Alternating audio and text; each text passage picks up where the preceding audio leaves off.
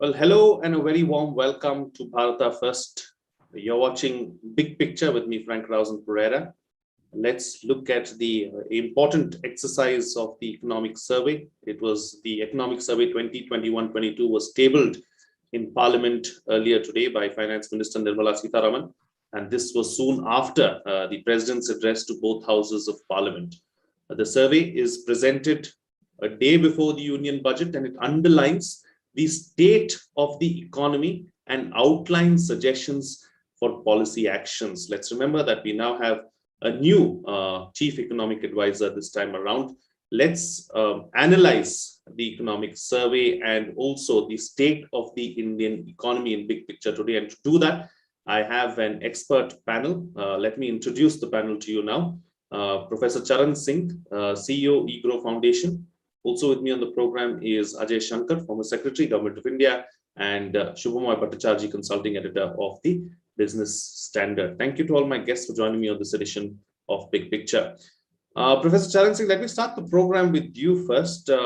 How would you look at the state of the Indian economy today? Well, the economic survey has mentioned it, and I'm happy to say that.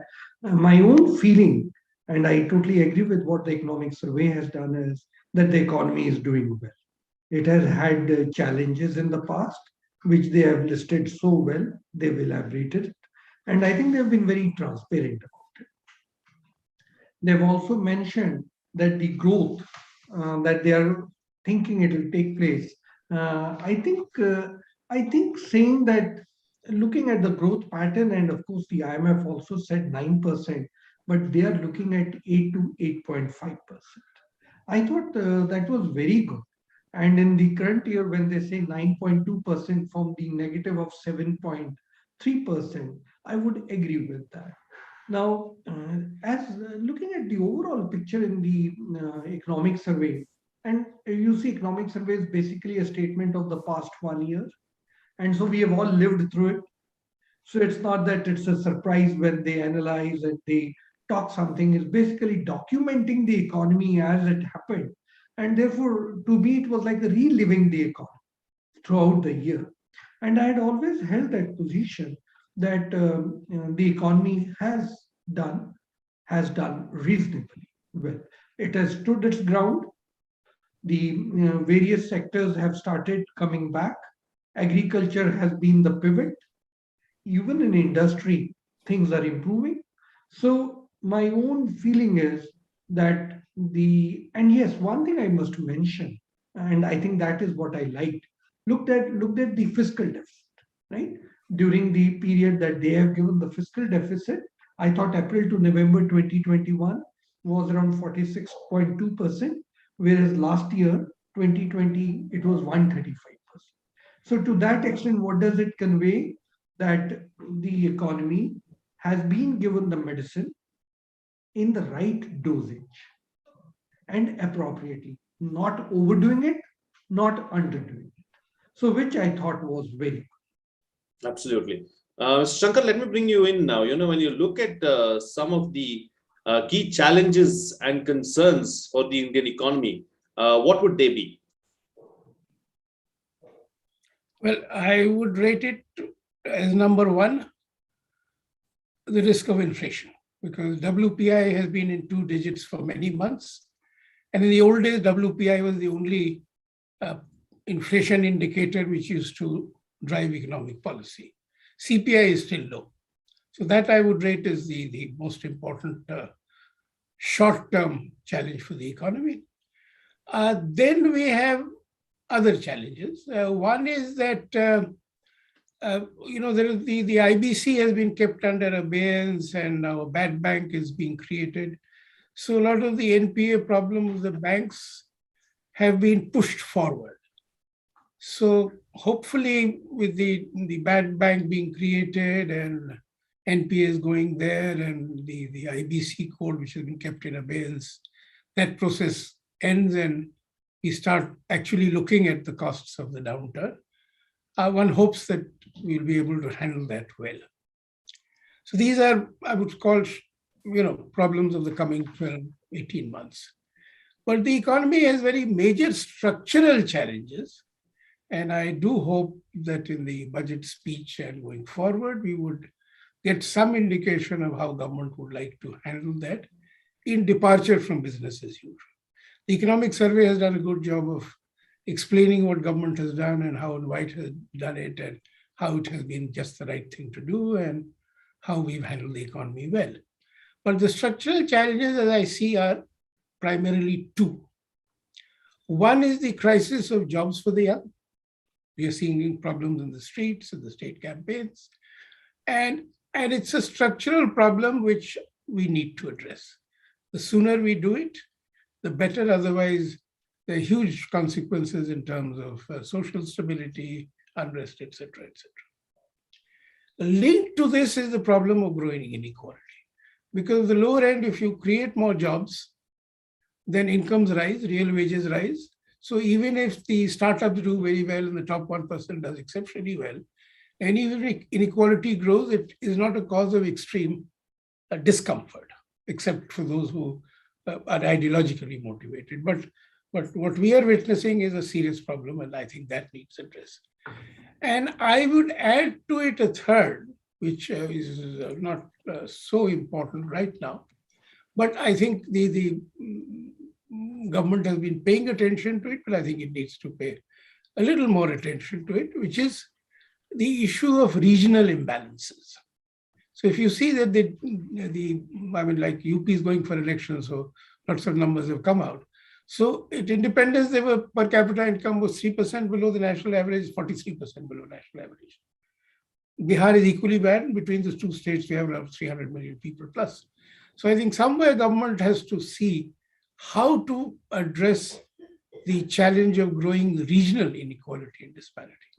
I will leave it there at this moment. Absolutely, absolutely. Shubhamay, let me bring you in now. Let's talk about the growth projections, and let's not forget that these growth projections are robust, but they are also based on the oil price projection of about $70 to $75 per barrel for next fiscal, as against the current price of about $90.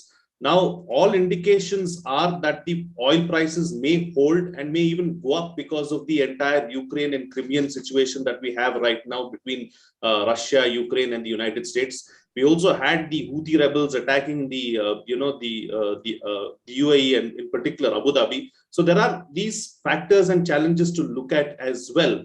So for all you know, that the oil prices may not hold and the growth projections that we have right now might not be real. That is something that's different ways possible, Frank. I mean, I'll give it to you that given the current pandemic, short-term challenges can always occur. Oil you mentioned, the geopolitical disturbances, they're always there. But even before the geopolitical disturbances come, the impact of another round of COVID pandemic, we just don't know how these will pan out. So I wouldn't put a lot of emphasis on that, because those are something that seems to be beyond any kind of ability. Yes. In terms of it's projecting very much into the future. So I'll stay with, whatever the current projections, these are as good as it goes, and that stays with the current oil average 70-75. 70-75, remember, is not now. They are saying it's for the next fiscal, starting from April going on to next March. So possibly that will be there. It's essentially what the issues would be. Is that the eco survey, is doing an interesting thing this time. It is not unlike the last decade, and that's a very big change. It is not giving a prescription. This is a review. It's a very standard economic survey as it used to operate. Mr. Shankar would know about this thing. This was exactly what in fact, Rachan Singh would also know. This was this eco survey as we used to know it earlier, in the earlier decade. And that is the what I call the knitting to which the eco survey has returned, saying that my job is not to act as a commentary piece, and because essentially then it doesn't become a government document. It becomes a very personalized document of the chief economic advisor, a good or bad or ugly, whatever. But that's not what it is. It is essentially a recap of what has happened, talk about the pluses and minuses in that year, and therefore lay the slate open now for the finance minister to draw what should be the budget, what should be the economic plan for the next year. That is exactly what the eco-survey has done this year. It is actually quite different. I mean, almost a generation of college graduates and others have grown up thinking that an eco-survey also looks forward. Eco-survey's job was not to look forward. It was to give an account of what has happened in the economy, say that therefore this is where we stand, and therefore what will be the finance minister taking a position on. For instance, to give an example, one of the very major challenges that will be coming along is the infrastructure. And in the infrastructure sector, lots of commentaries have been there, but this eco-survey, basically what it does is, it says what have been the government steps, what have been the successes, what have been the challenges there. For instance, in railways, what are the challenges there? And therefore leaves it to the finance minister tomorrow to take a call on what she would think needs to be done, therefore, given that the infrastructure is, for a 5 trillion economy we are talking about, we need an investment of about 1.4 billion to 1.4 trillion to be there for infrastructure. So that is the multiplier effect, but that sort of a thing is being left to the budget to handle. So I think that itself is a very big, in fact, the preface makes it very clear that why it has decided not to comment, that it is changing track of the survey to what it was, say, about 2008, 9, 9, 10, when it sort of, changed, started looking a bit different. Right. So that's about it. So in that context, I would say that, and to return to the basic question that you were raising about whether the growth estimates would stick on, I would say that, in the current, in this last couple of years, every government is wrestling with this idea. You might see the number of times the IMF has had to change its analysts. It's really becoming very difficult to take a hands-on, to get a feel of what will be there 6 months down the line. Forget about a full year. So yeah. Absolutely. Professor, let me go back to a point that Shankar was making about inflation and how it's a big issue and one of the big challenges. The economic survey also talks of imported inflation and how inflation is on everyone's mind, and it has flagged off global resurgence of inflation as well. So how much of an impact is global inflation going to have on us, especially in a time when we are living in an integrated world? Frank, I need 2 extra minutes because I think an excellent point has been made by my predecessor, and I think that needs to be recorded. The economic survey's purpose was basically documenting the previous year's economic performance. And that's exactly what it was when Mr. Sanyal was looking at it, and the economic surveys, if you look the first few chapters, it talks of how it started. It's very surprising, when did it start becoming prescriptive? And then every economic advisor would come and make it look like a showpiece of his research interests. Well, it's not a research document. It's not a conference volume. I was really aghast at that sort of a quote unquote misuse of an opportunity. I think the economic survey is a product of the Indian Economic Service, and they are there to do lots of research, which they have other avenues to present. But the economic survey, which is an official document presented in the parliament, should be the way it is now. The research component becoming part of sort of a statutory report, I don't think should have been done. So I'm totally with Mr. Bhattacharya when he says that the economic survey has regained its own, and I say, glorious tradition. That is how it should be.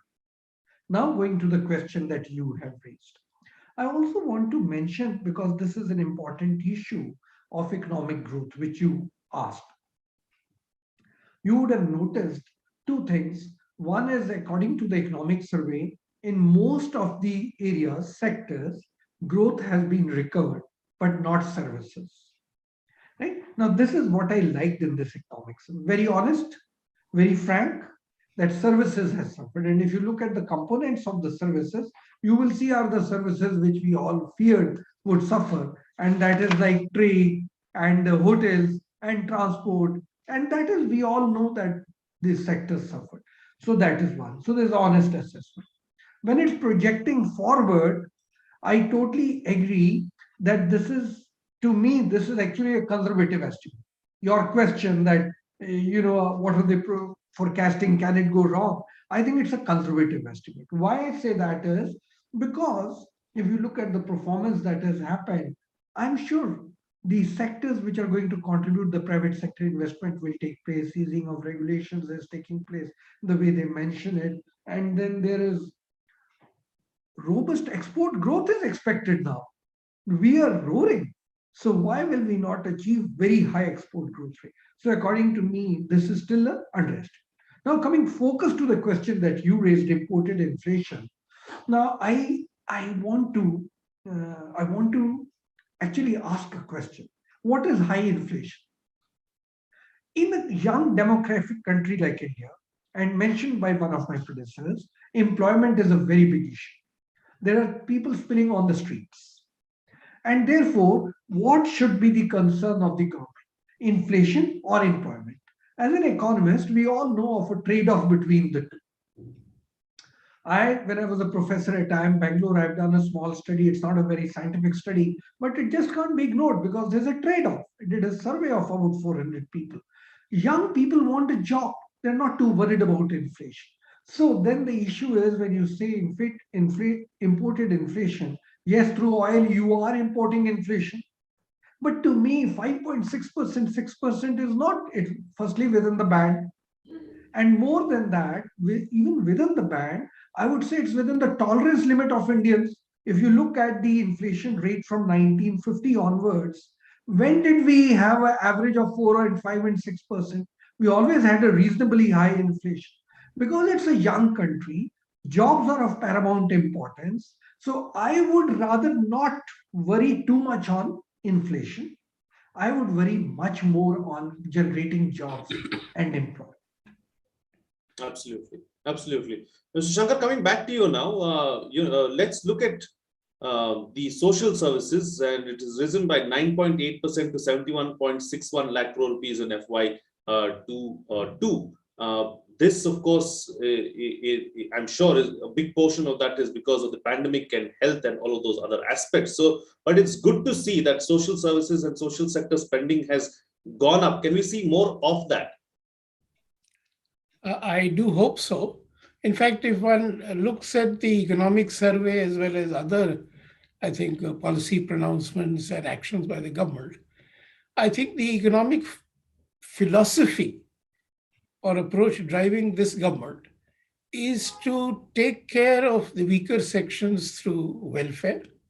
So the free rations that were given in addition to enhanced Narega, etc. So, that kind of direct taking care of the needs of those at the bottom of the pyramid. And on the other hand, look at what the economic survey also talks about is supply side interventions to smoothen the functioning of the market and let private investment take off, let government investment drive private investment, support startups, etc., etc. So that is, I think, the kind of approach of the government. And in that approach, clearly, I think it's very important that whatever is done for the welfare of the people at the bottom of the pyramid, that is done more efficiently, because certainly there is huge scope for getting a better return out of every rupee spent on education, say, by governments, or on healthcare by governments. And in healthcare, I would go further, that by underspending, the output of each rupee being spent today in many states is lower than what it could be if you had spent a little more. So I think this efficient delivery of health and education, I think would make a huge difference to this country, because on the other welfare measures, DBT, etc., is making a difference in terms of efficiency of delivery.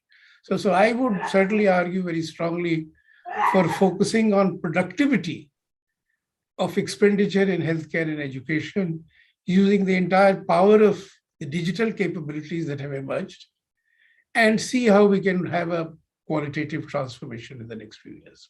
Absolutely. Shubhamay, coming back to you now. So the economic survey also talks of how imports are going to rise as well as exports. I have the exact figures here somewhere. So yeah, so exports are expected to grow by 16.5%, and imports expected to grow by 29.4%. So does that mean that the worst is over for the global economy despite the third wave of the pandemic and everything that we witnessed? Again, Frank, very good point. But again, these projections are subject to lots of those caveats which the pandemic is creating.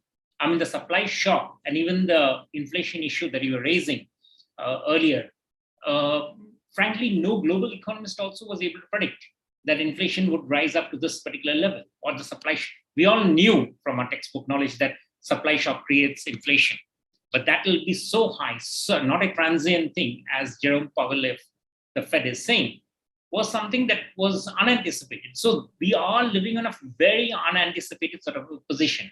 So I would say the numbers, they can really change. For instance, if there's a huge lockdown in China on steel, that can suddenly raise the demand for our Indian steel.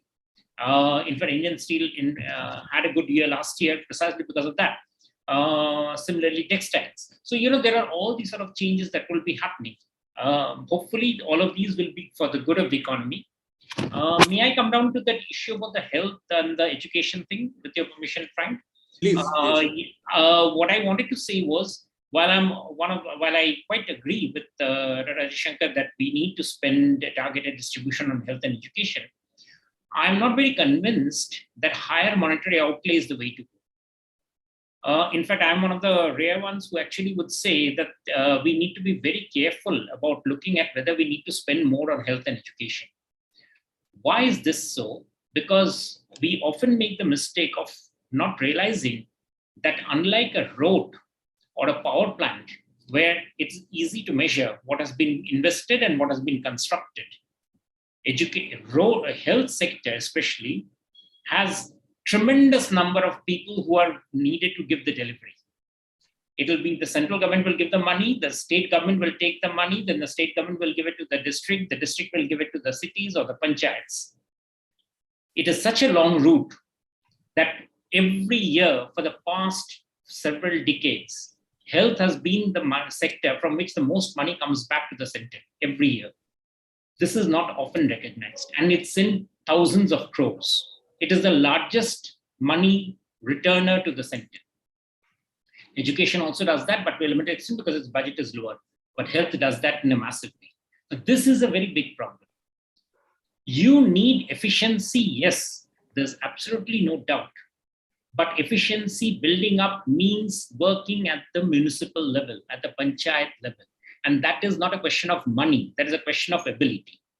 A very important document I'll draw everyone's attention, and yours is a channel which has got a very large number of young listeners. Please focus on this document called the Outcome Budget. It is not popular, it is not read, it is the last piece that is ever looked at. Probably media doesn't even look at it at all. There may be just even one story in 6 months, that's it. But to get a sense of whether that money that has been spent has actually been used well and for the purpose it is necessary. You can look at a road and you can see the road has been built, but you don't get to see whether the health money has been spent. People need to spend a lot of time demanding from the government a detailed look at that outcome budget. The outcome budget document, for everybody's knowledge, is a document that is also tabled along with the budget, and it tells last year what has been the performance money-wise, almost like each rupee-wise on every scheme that has been spent. People need to read that, ask the questions, because that is what will push the political leaders to then see that the outcome is actually reflected. People are not asking this. Accountability needs that level of effort by the people.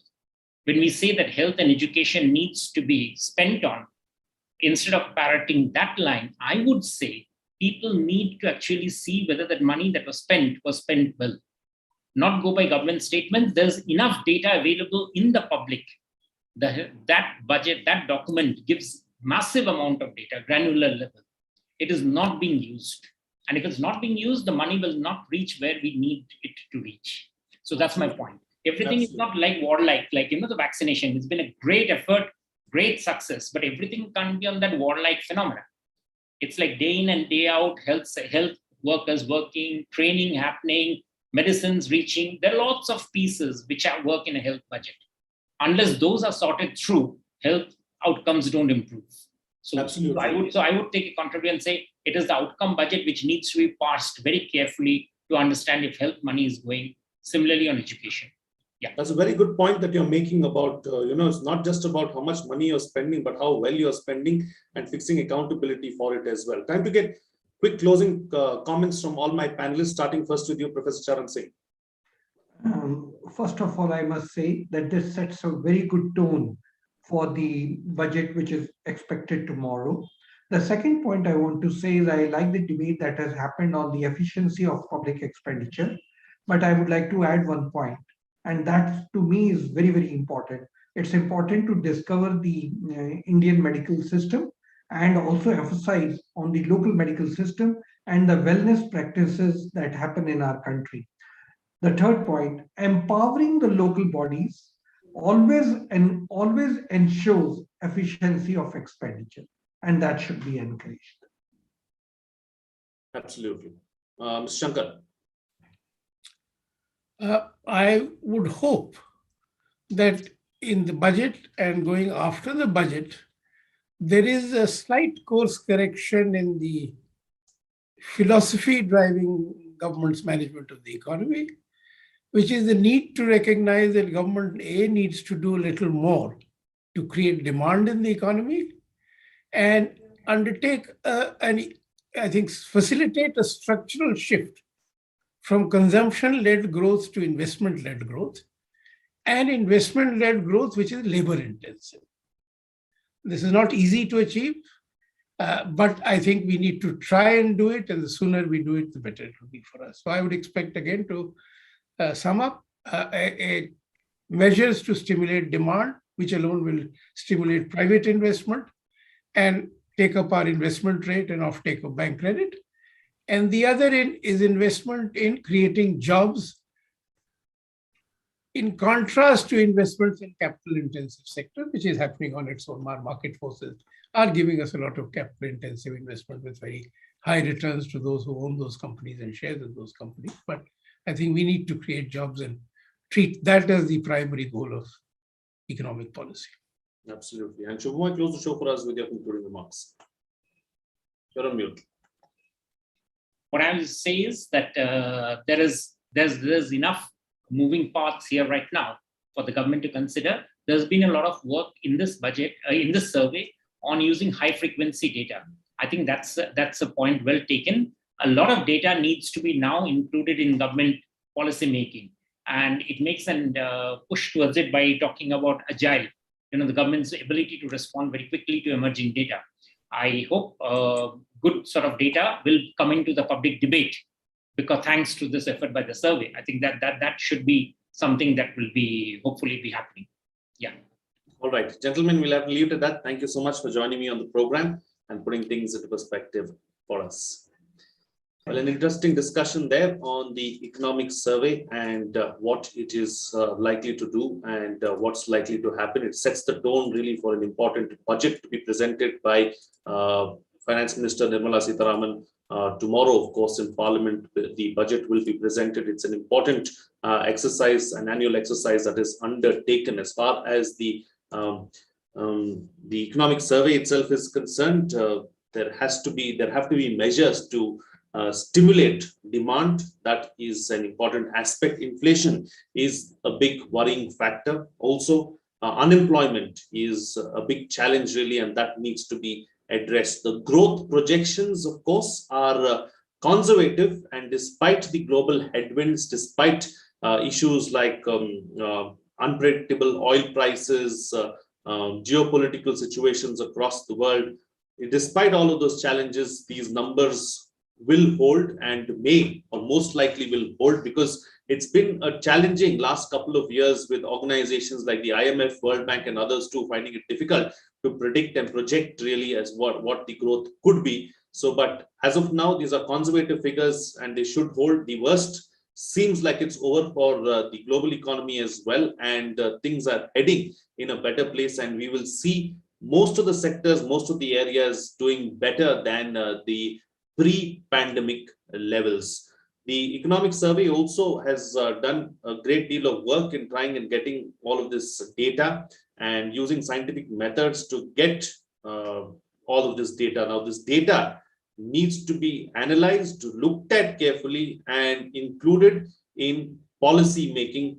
That is what is going to be key and important. So, all eyes now on the budget that will be presented in Parliament on the 1st of February to get an understanding of where the next 1 year is going to go and going to be from an economic standpoint and point of view.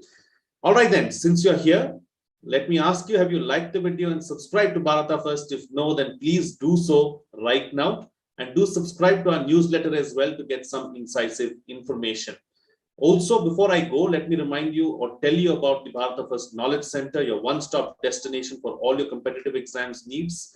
We now have 26 amazing courses, and all of these courses have been put together to ensure that it helps you in your competitive exams journey as well as make you better Bharatiyas. So live classes for the second phase have begun.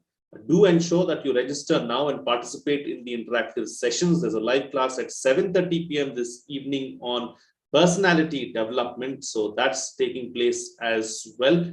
And so go to kc.bharatafirst.com for more details. Many candidates who cleared UPSC CSE this year have thanked Bharata First and the Knowledge Center for playing a big part in their success story. So we are doing wonderfully well and helping youngsters around the country as well. So don't be left behind and don't regret later. Register now at kc.bharatafirst.com. All this information along with some must-see recommendations are in the description of this video. Please go through it. I'll be back at 5:30 p.m. again tomorrow in big picture to discuss the budget itself and the key takeaways of the budget and what it means for you, me, and the rest of the country. So please tune in for that as well. That's it from me. See you again next time.